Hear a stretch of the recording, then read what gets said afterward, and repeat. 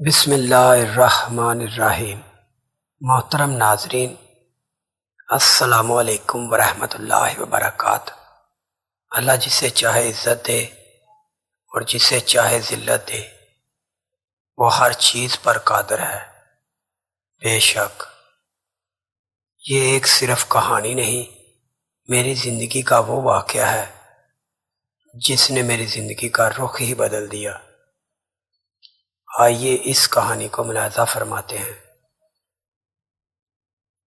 میرے والد صاحب ایک بہت ہی اچھے، نیک اور امیر خاندان سے تھے، جہاں پر صرف دولت ہی معنی نہیں رکھتی تھی بلکہ عزت اور انسان کی قدر بھی کی جاتی تھی، اور خاص طور پر عزت سے بڑھ کر ان کے لیے کچھ بھی نہیں تھا۔ میرے والد صاحب کی شادی بھی ایک نہایت ہی شریف اور نیک خاندان میں ہوئی تھی۔ وہ کہتے ہیں نا، جیسا مرد ہو اس کو ویسی ہی عورت ملتی ہے۔ چونکہ میرے والد صاحب ایک اچھے انسان تھے تو ان کو بیوی بھی اچھی اور نیک ملی۔ میرے والد صاحب جو کہ پولیس میں تھے، لیکن وہ نہایت ہی ایماندار اور رحم دل انسان تھے۔ دولت جو کہ ان کے پاس بہت تھی، شاید اس وجہ سے بھی وہ رشوت خور نہیں تھے، لیکن ان کو دیکھ کر کوئی بھی اندازہ لگا سکتا تھا کہ یہ بہت ہی اچھے اور نیک انسان ہیں۔ اس وجہ سے میرے سارے چاچا، میرے دادا ابو اور باقی سب گھر والے میرے والد صاحب سے پیار کرتے تھے۔ لیکن شادی کے کافی سال گزرنے کے بعد بھی ان کے ہاں کوئی اولاد نہ ہوئی۔ سب بہت ہی پریشان رہتے تھے ان کے لیے۔ ان سب کی دعائیں رنگ لائیں اور 10 سال کے بعد اللہ نے ان کو ایک بیٹی یعنی میں پیدا ہوئی۔ سب بہت ہی خوش تھے کہ اللہ نے ہماری فریاد سن لی اور ہمارے بیٹے کا گھر بھی خوشیوں سے بھر اٹھا۔ ہر کوئی مجھے خوب لاڈ اور پیار کرتا تھا۔ اسی لاڈ اور پیار میں بڑی ہو رہی تھی۔ اب میں میٹرک مکمل کر چکی تھی۔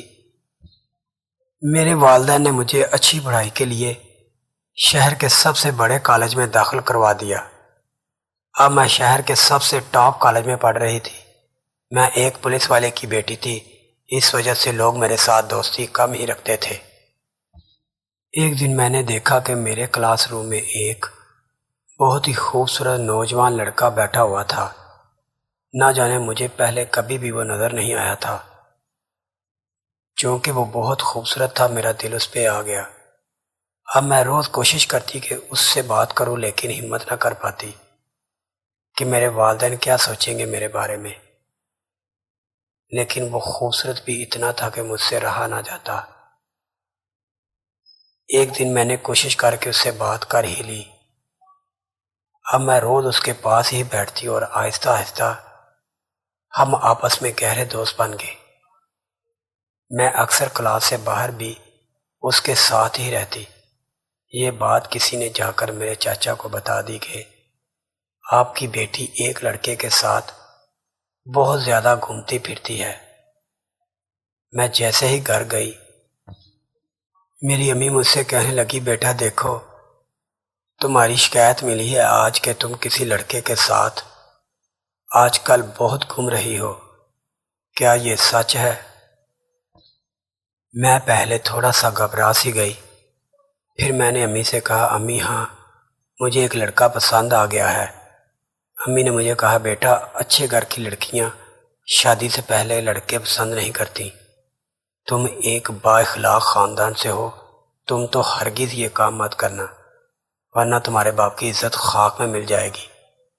تم تو جانتی ہو اپنے باپ کو، وہ کتنے خاندانی ہیں۔ جب ان کو پتہ چلے گا تو ان پر کیا بیتے گی۔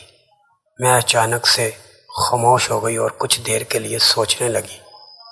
اتنی دیر میں امی بولی، بیٹا دیکھو، اس سے پہلے کہ تمہاری یہ بات گھر میں آگ کی طرح پھیل جائے، تم اس بات کو رفع دفع کر دو۔ اور امی اٹھی اور میرے کمرے سے باہر چلی گئی۔ اگلے دن جب میں کالج آئی، میں نے آتے ہی اس لڑکے کو اپنے دل کی بات بتا دی کہ میں تم سے پیار کرتی ہوں، اور یہ بات میرے گھر میں بھی پتہ چل چکی ہے۔ وہ لڑکا بولا، اور مجھے اب پتہ چل رہا ہے۔ ہاں، میں بھی تم سے پیار کرتا ہوں، لیکن تم ایک امیر اور ایک پولیس والے کی بیٹی تھی، میں پہلے نہ بتا سکا کہ میں تم سے پیار کرتا ہوں، ڈرتا تھا۔ اب جب کہ تم نے میرے دل کی بات کی ہے، میرا ڈر ختم ہو گیا ہے۔ اب چاہے جو بھی ہو میں تمہارا ساتھ دوں گا۔ میں اس کی باتیں سن کر اور بھی جوش میں آ گئی۔ میں گھر آتے ہی ماں سے بولی، شادی تو میں اسی سے کروں گی ماں، وہ بہت ہی اچھا لڑکا ہے، ماں میری مدد کرو، میں بہت خوش رہوں گی اس کے ساتھ۔ وہ نہایت ہی اچھے خاندان سے ہے، غریب ہے پر اچھے خاندان سے ہے۔ امی زیادہ نہیں پر تھوڑی سی مانی، پھر اچانک کہنے لگی، بیٹا تمہارا باپ نہیں مانے گا، بھول جاؤ اس لڑکے کو، خدا کے لیے میں تمہاری ماں ہوں، کوئی دشمن نہیں، لیکن میرے سر پر عشق کا بھوت سوار تھا۔ اسی طرح دن گزرتے رہے اور ایک دن یہ بات ابو کو بھی پتہ چل گئی۔ ابو نے مجھ سے تو کچھ نہ کہا لیکن میرا رشتہ ڈھونڈنا شروع کر دیا۔ اب روز کوئی نہ کوئی مجھے دیکھنے آ جاتا، میں نہ چاہتے ہوئے بھی تیار ہو کر ان کے سامنے بیٹھ جاتی۔ ایک دن میں نے اپنی سہیلی سے کہا، میں اس لڑکے سے بہت پیار کرتی ہوں، کوئی حل تو بتاؤ، میں کس طرح اس سے شادی کروں؟ اور وہ بولی، تم ایسا کرو، جب بھی کوئی تمہیں دیکھنے کے لیے آئے تو تم ایسے ناٹک کرنا جیسے تمہیں اسیب ہو گیا ہو، کوئی بھی تم کو پسند نہیں کر کے جائے گا۔ اب جب بھی کوئی آتا مجھے دیکھنے کے لیے تو میں یہی ناٹک کرتی، اور اکثر گھر میں بھی کبھی کبھار ایسا ناٹک کرتی رہتی کہ گھر والوں کو بھی شک نہ ہو کہ میں ناٹک کر رہی ہوں۔ کسی نے امی اور ابو سے کہا کہ اس کو ایک بزرگ ہے، اس کے پاس لے جاؤ، اس کا اسیب ٹھیک ہو جائے گا۔ ایک دن ابو اور امی مجھے اس بزرگ کے پاس لے گئے۔ بزرگ نے مجھے کچھ دیر دیکھنے کے بعد امی اور ابو سے کہا، آپ کچھ دیر کے لیے باہر چلے جائیں، میں اس پر ایک دم کروں گا، یہ ٹھیک ہو جائے گی۔ امی اور ابو باہر چلے گئے۔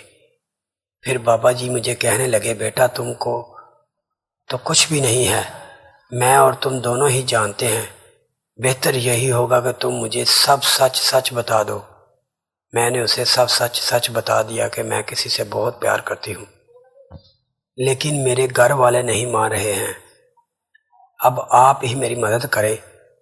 بابا جی مجھے کہنے لگے، میں تمہیں جو کہوں گا وہ تم کرو گی؟ میں نے فوراً جواب دیا، ہاں بابا جی، کیوں نہیں، میں اس سے شادی کے لیے کچھ بھی کر سکتی ہوں۔ بابا جی مجھے کہنے لگے، میری ہاں میں ہاں ملاتی جانا، میں تمہارا راز نہیں کھولوں گا، تم میرا راز مت کھولنا۔ میں تھوڑا سا ڈر گئی۔ بابا جی آپ کا کیا راز ہے؟ بابا جی بولے، ابھی تھوڑی دیر میں تمہیں پتہ چل جائے گا، بس تم دیکھتی جاؤ۔ اور بابا جی مجھے کہنے لگے، اب تم باہر جاؤ اور اپنی امی اور ابو کو اندر لے آؤ۔ محترم ناظرین، اس کہانی کے پارٹ 2 کے لیے چینل کو سبسکرائب، شیئر اور کمنٹس ضرور کریں۔ اس کہانی کے پارٹ 2 کو جلد ہی اپلوڈ کر دیا جائے گا۔